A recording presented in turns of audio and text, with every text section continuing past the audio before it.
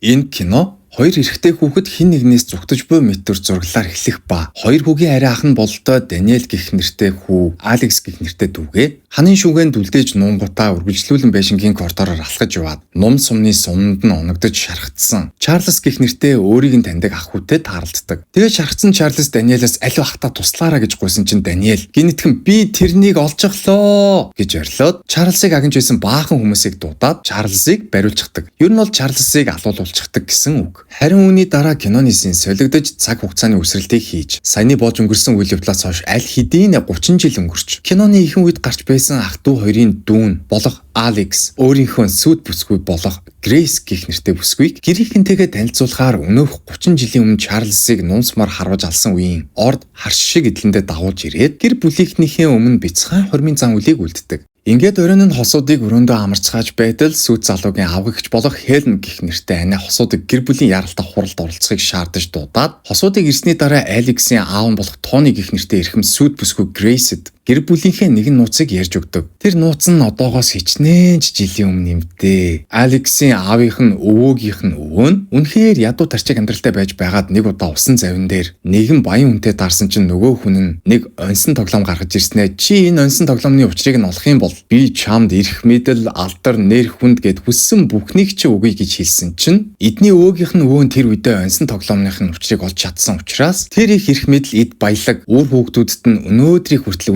үлдсэн ба эдний гэр бүлийн гишүүн болохоор хүн нэмэгдэж орж ирэх юм бол тэр өвөөгийнх нь тоглож байсан оньсон тоглоомор заавал тоглож байж эдний гэр бүлийн гишүүн болох уламжлалтай гэд үлгэр домог шиг зүйлийг л ярьж өгдөг. Тэгсэн чинь Грейс "Вау л да, ямар гоё юм бэ, би тоглоё" гэд өнөөх оньсон тоглоомноос нь өөрийнхөө тоглох тоглоомыг суултал hide and seek буюу нуугдаж тоглоё гэсэн тоглоомыг нь суулсан байх ба өчнөө тоглоомны сонголтууд байснаас хамгийн мууг нь сонгож аваад яг юу болоод байгааг бүрэн ойлгож амжаагүй байж байтал хадам аав нь хурч ирсэн ээ. "За охин минь, одоо би 100 тоолно. Харин чи хүссэн газараа очиод нуугд. Мэдээж хэрэг тоглоомыг шудраг явуулахын тулд би бүх хяналтын камерыг унтраах болно. Хэрвээ чи нар мандтал нуугдаж чадах юм бол энэ тоглоомны ялагч нь болно шүү заа юу" гэж хэлээд эхнээс нь хяналтын камеруудаа унтраагаад байшингийнхаа бүх цонх хаалгануудыг цоошлоод 100 тоолж эхэлдэг. Ингээд Грейсийг нуугдахаар явсны дараа эдний гэр бүлийн гишүүд бүгдээрээ бүрэн зэвсгэлцгээгээд Грейсийг агнахаар хөдөлцгөөж сүйт залуу болох Алекс нь Грейсийг дагуулж ирсэндээ харамсаж шаналаад оргуулах санаатай Грейсийг давхар хайж яваад хамгийн түрүүнд Грейсийг олоод нэг унтлахын өрөөнд дагуулж орж ирээд орны ард ороод нуугдаж байсан чинь энэ хоёрын байгаа өрөөнд нь эдний гэр бүлийнх нь нэг үйлчлэгч орж ирчээд яг гарч явах гэж байх үедээ Алексийн эгч Эмили гэх бүсгүйд Грейстэй хамт орогдоод будуулаад хүчгдэг. Jesus Christ. Oh. Well, what do we do now?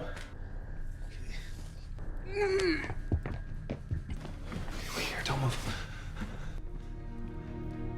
Тэгээд гэрийнхнийгээ гарсны дараа Алекс Грейсэд "Чи зүгтах ёстой. Бид нар чамайг нар мандтал хайх болно. Уг нь зөндөө л олон тоглоомны сонголтууд байсан л да. Гэхдээ хин чамайг хамгийн муугийн сонгочихно гэж бодоход маа энийг өмсөө зүгт" гэж хэлээд хөлдөн конвейер сугалж өгөөд байшингаасаа гарах гарцыг зааж өгдөгч. Грейс зүгтаж явах үедээ хоёр салаа замны буруугаар нь гүйгээд өөрийг нь хайж байсан бүх хүмүүстэй таарлцчихдаг.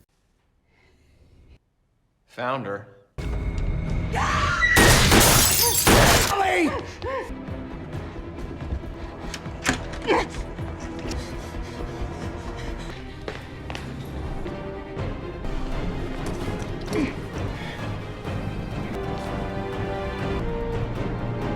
Харин Алекс сүд бүсгүйгээ аврахаар байшингийнхаа бүх хяналтын камер болон хаалга төвжээгээ удирддаг удирдлагынхаа өрөөнд орж ирээд бүх цонх хаалганыхаа төвжээнүүдийг нээгээд Грейсийг байшингаасаа гарах боломжтой болгож Грейс байшингаас нь гарах гэж байгаад эдний хамгаалагч залуутай тааралдаж бууга чиглүүлээд гохыг нь дарсан чинь буун зүгээр л үзүүлэнгийн буу байсан байж таарад зодтолтоос өөр сонголтгүй болж Грейс хамгаалагчийн нүүрэн дээр нь халуун сав хаглангуудаа байшингаас нь гарч чадалгүй буцаж цугтаагаад хоёр давхарт гарангуудаа хоёр давхрын цонхоор шууд гадагшаага үсэрч гараад эдний эдлэнгийн малын жүчээр нь орж ирээд түр нуугддаг.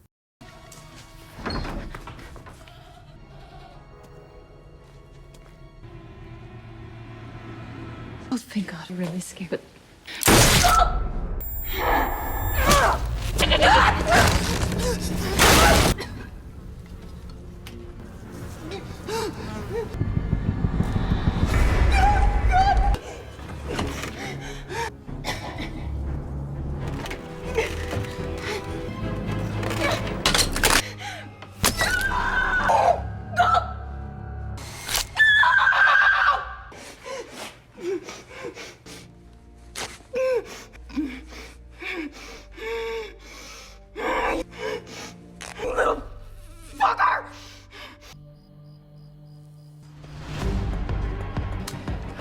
You. Ингээд Алексийн бэрэгч Charity байшин руугаа буцаж орж ирээд Грейс гадаа манай талбайгаар гүйж байна гэж хэлсэн чинь аав нь Грейсийг бариулахаар хамгаалагчаа явуултал хамгаалагч нь ядах юмгүй Грейсийг барьж аваад машиныхаа ард хүлчээд буцаж явтал Грейс ухаан ороод хамгаалагчийн араас боож машинтай зүгтаа онхолдоод арай гэж машинаас нь гарч иртэл Алексийн ах Даниэл гартаа буу барьж гарч ирээд уучлаарай гэж хэлэнгүүтээ буугаараа цохиж ухаан алдуулж унагсны дараа аав нь бас нэг модны араас гартаа буутаа гарч ирснэ. Чамайг манай гэр бүлээс урах болов уу яах бол гэж бодоод бууга чиглүүлж байлаа штэ гэж хэлсэн чинь Даниэл аавдаа зөрүүлээд таныг модны ард нугдаж байсныг чинь би угаасаа эхнээсээ мэдэж байсан заа юу гэж хэлээд Грейсийг аваад гэртээ ирцгээдэг. Өнөр энэ Даниэл Грейсийг аврыг гэж бодож жоод сорын гац хүн. Тэгээд эдний гэр бүлийнхэн Алексийг ортой холбож хоёр гарнаас нь гавж үлдээнгүүтээ Грейсийг ширээн дээр хөвтүүлээд дөрвөн мөчийг нь хөлж байгаа зан үлийн шинжтэй сонь сони юм ярьжсэн аллаг үлдэхийнхээ өмнө дарс тойруулаад уусан чинь Даниэл Грейсийг аврахын тулд гэр бүлийнхнийхээ тойруулж уусан дарсанд нь түрхэн зур үйлчилдэг хор хийчихсэн байх ба. Гэр бүлийнхээ гишүүдийг хордуулаад бүх хүмүүсийг суларж унсны дараа Грейсийн хүлээснүүдийг нь тайлаад байшингаасаа дагуулад гарах гээд явж байсан чинь Даниэлийн эхнэр нь араас нь гартаа буу барьж гарч ирэнгүүтээ Даниэлийг чи энэ гэр бүлийн цусан төрлийн гишүүн нь байж арайчтэй яаж дүрмийг зөрчиж чадваа гэж хэлснээр шууд буудаад унгаачихдаг. Харин Грейс Charity-гийн өдөөс нь гүйж очоод бууг нь шүүрч авангуудаа өөрийг нь ухаан алдаж унтлан цохих ба. Үүнтэй зэрэгцэн Алекс гарыг нь гавж ортой холбож үлдээсэн орныхон толгойг эвдээд буун дуу гарсан газар иртэл ахын амьсгал хураасан байдаг. Тэгээд ахынхаа үхлийг харснаасаа болоод ч тэрв. Алекс гинэтхэн сонь аашилж эхлээд Грейсийг зурж авангуудаа гэр бүлийнхээ гишүүдийг дуудаад Грейсийг ширээн дээр дээш нь харуулж хөвтүүлэнгүүтээ тал талаас нь дөрвөн мөчн дээр нь хүчтэй даруулж байгаад Алекс өөрийнхөө гараар хороохоор болоод хутгатай гараараа Грейсийг онилж байгаад доошоо хүчтэй савтал Грейс тийчлээд мөрөндөө утганы шарх авдаг.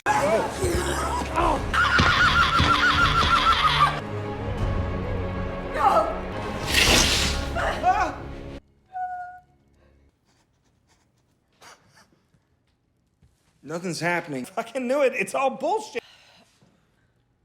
What should we do about her? The girl still dies! What the fuck? I think you were right.